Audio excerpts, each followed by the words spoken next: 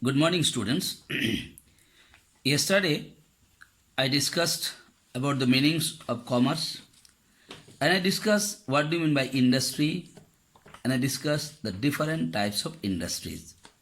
Okay, and there, when I discussed about the commerce, I told you basically commerce means the buying and selling of goods or services for the purpose of earning money. That is what is called commerce.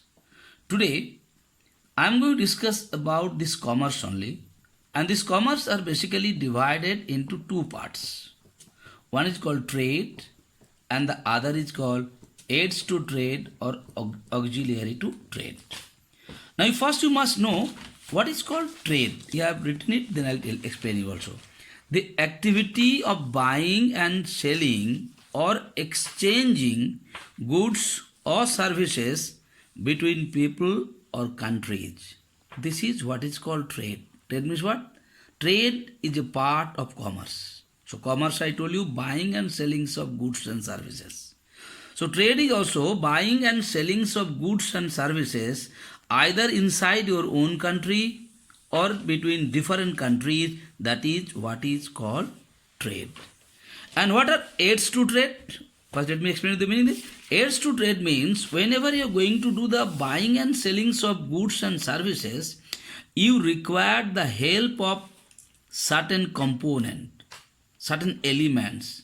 Without that help of those elements, you will not be able to do your trade, means buying and selling of goods and services in your own country or the different countries. It is not possible without the help of certain elements, and those elements are basically called aids to trade. So today I am going to discuss about first trade, and then I'll discuss about the elements of trade or aids to trade. Okay, beta. Now let's come to the trade first. Okay, what do you mean by the trade? I told you activities of buying and selling or exchanging goods and services between people or countries, different peoples or different countries. That's what is basically called the trade. Now trades are of basically two types. One is called the domestic trade and the other is called foreign trade. Now this domestic trade, or sometimes people said inland trade also. Okay, so what is domestic trade? When the buying and selling of goods and services are taken place inside the geographical boundary of one country, those types of trade are called domestic trade. Once more, what is domestic trade? Domestic trades are those trades where the buying and selling of goods or services are taken place inside the geographical boundary of one country. Those types of trades are called domestic trade. Now these domestic trades are divided into two categories. One is called wholesale trade and the other is called retail trade. You know what is wholesale trade? हम लोग जिसको wholesaler बोलते हैं बेटा, और हम लोग अपना लैंग्वेज बोलते हैं retailer. Now what is wholesale trade? Where the buying and selling of goods and services are basically taking place in bulk quantities. Okay, and where the huge amount of money is invested, and basically wholesalers are dealing with one types of goods. Those types of trade are basically called wholesale trades. Once more, what is wholesale trade? Where the buying and selling of goods and services are taken place in bulk quantities, and where the capital has been invested in huge amount, and the wholesalers are basically dealing with one types of goods. Any wholesale trade you go beta, जब रांची का पांड्रा बाजार में तुम जाएगा कोई wholesaler का पास, what you notice, one wholesaler might be only dealing with rice, one wholesaler only dealing with atta. You must have noticed it. One wholesaler might be dealing with different kinds of what I'm telling you, different kinds of biscuits and all those things. So they are only dealing with that type. Only those who are dealing with rice is only dealing with rice. He is not dealing with wheat or other things. Okay. Now I'm coming to the retailer. What is retailer? Retailers are those those who are basically buying and selling the goods of small quantities, and they invested less amount of capital, and basically they are dealing with all types of goods what is needed for our day-to-day life. I can give an easiest example of the retail trade because you people are staying at Maklakshi Sometimes you go to Dhurwa Mode or sometimes you go to the station side. If you go to those particular shops, what you find out? Whatever things you want, if you go to one particular shop, you can get your, pencils, you can get your pen, sometimes you get the medicine, sometimes you want to buy your towel, you are getting it, you want to buy, whatever eatable items, you are getting it. So what you notice there, so the retailers are dealing with all kinds of goods, what is needed for our day-to-day life. What am I not? So if I tell you what are the difference between wholesale trade and retail trade, easily few points you can write. Number one, wholesale traders are basically dealing with bulk quantities of goods. Here, the retailers are dealing with small quantities of goods. Second things, wholesalers are keeping only basically one lines of goods, but retailers are keeping all types of goods what are needed for our day-to-day life. In wholesale trade, huge amount of his capital is required to keep the huge amount of stock. On the other hand, retail traders are required less amount of capital because they are keeping the stock in less quantities. Fourth thing, wholesalers are basically directly related with who? With the manufacturer and to the retailer. What do you mean by that? Wholesaler buy the goods from who? From the manufacturer, and they sell it to retailers. So they are the middleman of who? They are the middleman of the manufacturer and the retailer. On the other hand, retailers are dealing with wholesalers and the consumers or the ultimate user. So because why? Because retailers are buying the goods from wholesaler and they are giving it to the customer. So they are the link between wholesalers and customers. Like that easily you can find out the difference between wholesale trade and the retail trade. Now I'm talking about the foreign trade. What are foreign trade? Same trade means buying and selling of goods and services. Where the buying and selling of goods and services are taken place outside the geographical boundary of one country, those types of trades are called foreign trade. Once more, when the buying and selling of goods and services are taken place beyond the geographical boundary of one country, those types of trades are called foreign trade. And these foreign trades are divided into three parts: import trade, export trade, and intraport trade. Import. Import means when you are buying something from one country to your own country, those types of trades are called import trade. Suppose you are buying something from USA to our country India, those types of things are called import trade. You are knowing it. Now what is export? When you are selling something from our country to other country, those types of trades are called export trade. Like suppose India is selling tea leaves, say to England. So this is what is called export. They are exporting from our own country, they are sending the goods to other country. That is what is called export. Now another term called intraport trade. What is this? These are different kinds of trades. In this trade, what happened? The goods are being purchased from one country, but the country who purchased it, they never use it. They are selling it to the another country. Those types of trades are called intraport trade. Like if I give an example, suppose India bought something from USA and they sold it to Bangladesh. So these types of trades are called intraport trade. You are getting it from one country. The country who is getting it, who is buying it, they are not using it.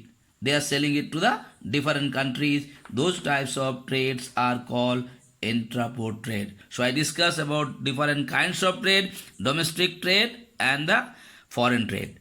Now I am going to discuss about aids to trade or auxiliary trade. What do you mean by aids to trade? It's very important to understand. Whenever you are going to do this trade, domestic trade or foreign trade, because you are going to do the buying and sellings of goods and services. Whenever you are going to do the buying and sellings of goods and services, you need the help of certain component.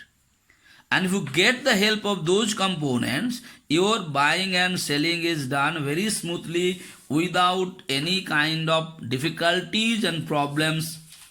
They are basically called aids to trade or auxiliary to trade. So here I have written it in my language. Activities which are meant for assisting trade are known as auxiliary to trade. They're assisting, they're helping the trade to do smoothly without any difficulties or problems. Those are called auxiliary to trade or aids to trade or elements of trade. Now, which are the elements of trade? Number one is called transportation. You know what the transportation does? These are the key points to remember it. Transportation remove the hindrance of places. You know, transportation, it can be air transport, it can be water transport, it can be road transport. What they do? They remove the hindrance of places. What is hindrance? Hindrance basically means anything that provides delay or obstruction to any activities. So if there is no transportation was there, lot of delay was there, lot of obstruction will be there for you people to send the goods from one place to another place or one country to another country. So what the transport did? Remove the hindrance of places. So you have to write when the question asks you what are the aids to trade, this point what I have written here, transportation, one line you can write, it remove the hindrance of places. Now after transportation I am coming warehousing. You know the meaning of warehousing. Let me tell you. Warehousing means a place where you are keeping your goods, products safely and nicely till they are being used. Those places are called warehouse. Okay? What is warehouse? Warehouse is a place where basically the products are being kept safely and nicely till they are being used or sold out. That is what is called warehouse. So what warehouse is doing? See the second point.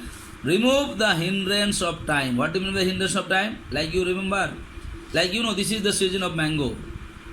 Okay. Now when the mango has been produced too much, what basically they do? The producer, they go to the cold storage. This is also kind of warehouse. And what they do? They keep the mangoes, whatever production has been done in that store. And what is happening? All the time in the year. Even if every time the mangoes are not produced in every month, what you notice there, whenever you like, if you go to the big cities, big towns, any time, any moment, if you want to buy mango, you are going to get it from the market. Why?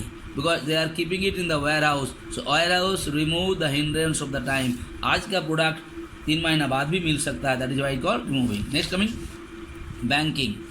What banking is? Removes the hindrance of raising finance and credit facilities. What do you mean by that? Whenever you are going to do a business, whenever you are going to do a trade, you require the money, you require the loan to develop your trade or to develop your business. What the bank is doing? Bank is providing the loan. Plus what the bank other doing? They are removing the hindrance of raising the finance. Plus other things also banking is helping you. Suppose you have to make the payment of any party. Earlier what was happening? You are carrying your money. Nowadays no need to carry money. Easily you can transfer the money to his account by RTGS or Google Pay or different way. So that is what banks are helping us. Okay.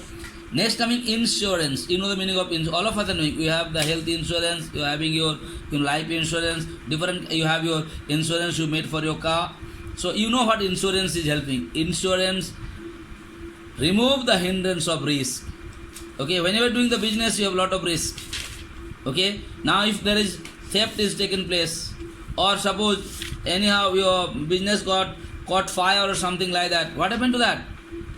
Lot of risks are there in the business. But if you have insurance, anything happened to the business, are you going to get the money from the insurance company or not? That is why it's called insurance remove the hindrance of risk. Risk you have like they are removing it.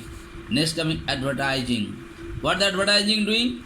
Removing the hindrance of knowledge. Earlier people are not knowing what is the product, what is its utility, from where you will get it, what is the price. Now advertisement is giving every details to you. So what happened? Your knowledge, whatever obstruction was there about your knowledge, whatever Delay was there about your knowledge. Nowadays you are getting it by the help of advertising, so easily you can buy the product. And then last point is coming packaging. You know the meaning of packaging, beta. Okay? What the package? Remove the hindrance of risk by keeping the goods safe. So packaging, what they do? Whenever you are doing the transportation, you must be knowing you are sending some glass materials from one place to another. The way the packing is being done, they never break, they never spoil. Understand my point out? That is why packaging is removing the hindrance. So these are the elements of aids to trade. And these things, what they are doing? They are helping the trade to do smoothly, nicely, without any kind of difficulties or problems. That is why I am giving you the meaning of hindrance. I told you already, anything that provides delay or obstruction to any activities. Here you are talking about the business activities. Okay? So these types of elements are removing the hindrance. That is why they are called aids to trade. So I hope it is clear to you. Okay, beta. Now what is the homework? Learn the types of trade and aids to trade. Once more, learn the types of trade and aids to trade. Thank you.